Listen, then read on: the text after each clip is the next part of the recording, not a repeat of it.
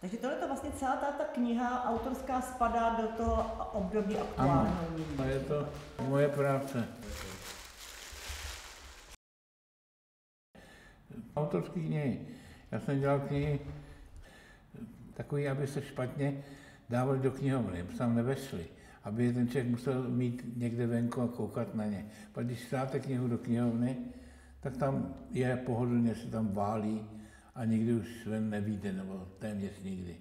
A já jsem to nechtěl, jsem dělal třeba betonový, nebo drátěný, nebo s ostrýma rohama a tak dále, tak aby se to nedalo pořádně vzít do ruky. Tohle je z začátku, ještě jsem tady využil takový jakoby strukturální principy, které se hodně používaly v 60. letech a já jsem ještě tady použil. A jinak si myslím, že to je z začátku 70.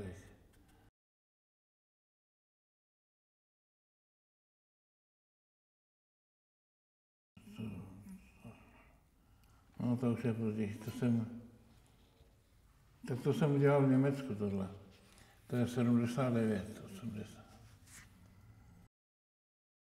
To je v Praze 64, ta demonstrace jednoho. To jsem přišel, převlík jsem se do speciálního kabátu, který měl připnutý šátek, nebo tady vysel řetěz se žárovkou. Tady jsem dal ceduly, prosím, kolem jdoucí, aby při procházení kolem tohoto místa kokrhali. A kokrhali to lidi? Nekokrhali, stáli, většinou byli vážní. Nevěděli vůbec, co se to děje. A tady jsem si lehnul a četl jsem knížku a jak jsem ji četl, tak jsem vytrhával jednotlivé stránky. A jak jsem ji celou vytrhal, tak jsem vstal a udělal jsem z toho hromadu a zapálil. Tady je, jak to hoří.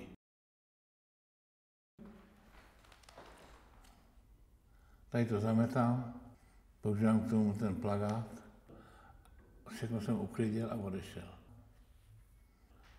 A pak přijeli policajti. Ale já už jsem tam nebyl. A tohle co? To jsou zkrátka vyjádření nějakých pocitů. Ty pocity byly docela silný, protože to Československo v té době bylo nepříjemný. A červenou jsem tam dal, protože to byl komunistický režim, že to bylo v komunismu. Takže tuto knížku jste dělali, když jste byl v Německu, jo? Ano. A ty akce jste taky dělal v Německu, tyhle? Jiný. Já jsem neopakoval akce, já jsem dělal vždycky jinou. A když jste byl v Německu, v jaký to bylo době? 79, 80. Já jsem tam měl pozvání už 5 let a oni pak pustili koláře, tak jsem začal jaksi taky vyvádět, aby mě pustili, oni mě pustili samozřejmě vůbec nechtěli.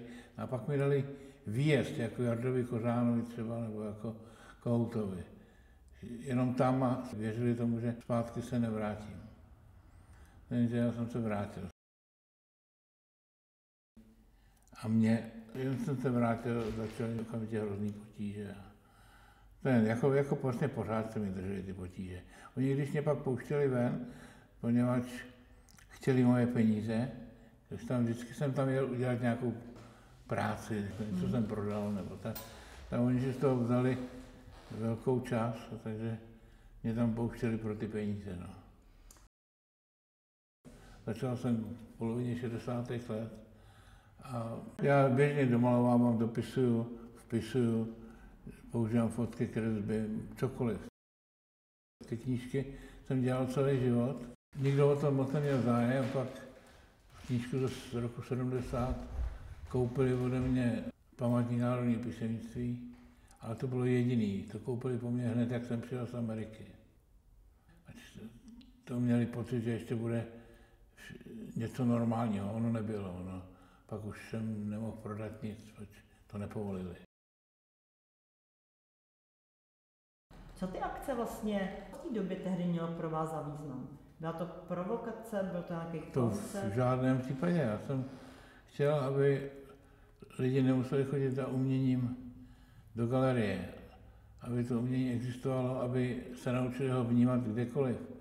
Já jsem dělal takovéhle instalace, jsem dělal od roku 62 až asi do roku 64 na ulici. Byly tady takzvané železní neděle. Kdy se vyhazovaly před barák věci, které byly nepotřebné. No já jsem, jakmile přišla ta neděle, tak hned brzo ráno jsem udělal jako velký oblouk a sbíral jsem to, co jsem potřeboval.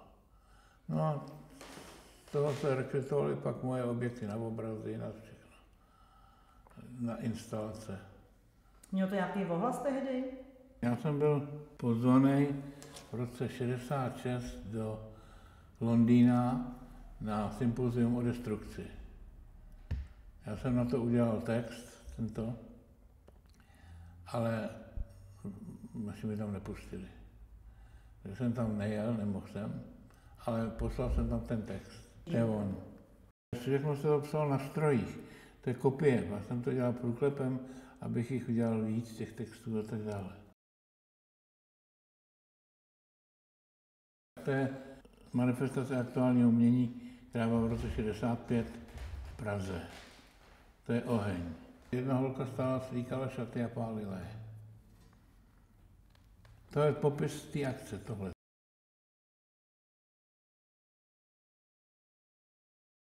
V roce 63 jsem udělal takový šperk, takový jako kovový kruh, jako náhrdelník a na tom byly nůžky.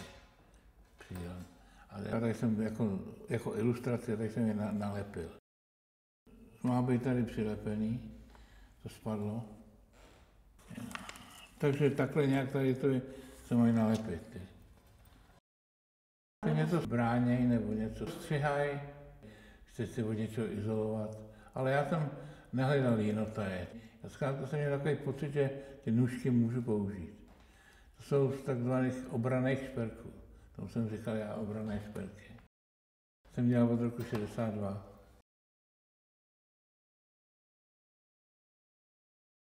To jsou prostředí na dvorku.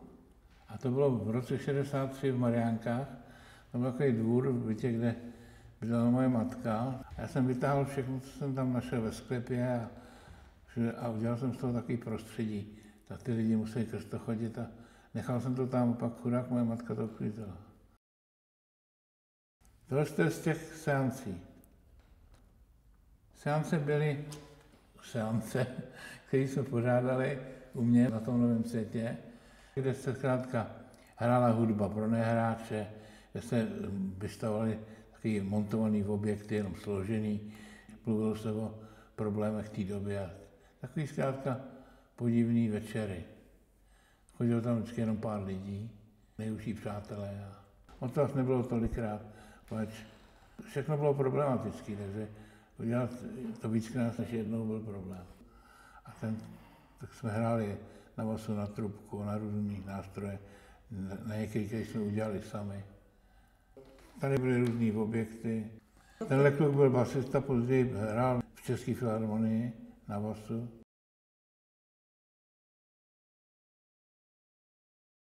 Já jsem udělal uniformu pro nejvyššího důstojníka. Vzal jsem různý druhy vojenských látek maskovaných. Z těch mě sešilo jedna holka takový sako a já jsem ho celý posázel hvězdama. Tady měl třeba 50 hvězd. A i takhle po tom těle všude.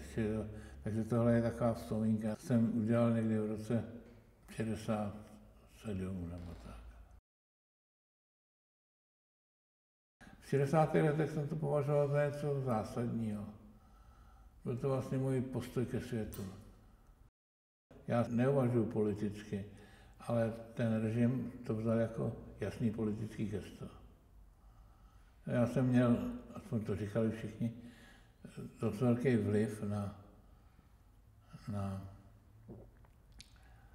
mladou generaci, takže se toho policajti, nebo jako bolševici se toho báli. Ale já jsem to nechtěl zneužít, já jsem neměl zájem.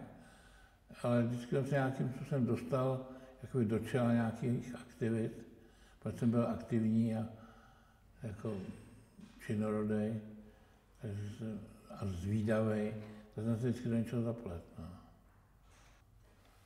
Ale to mě to tak nevadilo, já jsem si nikdy nestěžoval, já jsem si to vybral, já jsem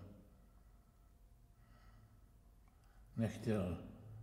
Ani jsem nechtěl emigrovat, ani jsem nechtěl být národní umělec. Zkrátka, žil jsem si ten život tak, jak jsem si to vybral, pokud to šlo. Že?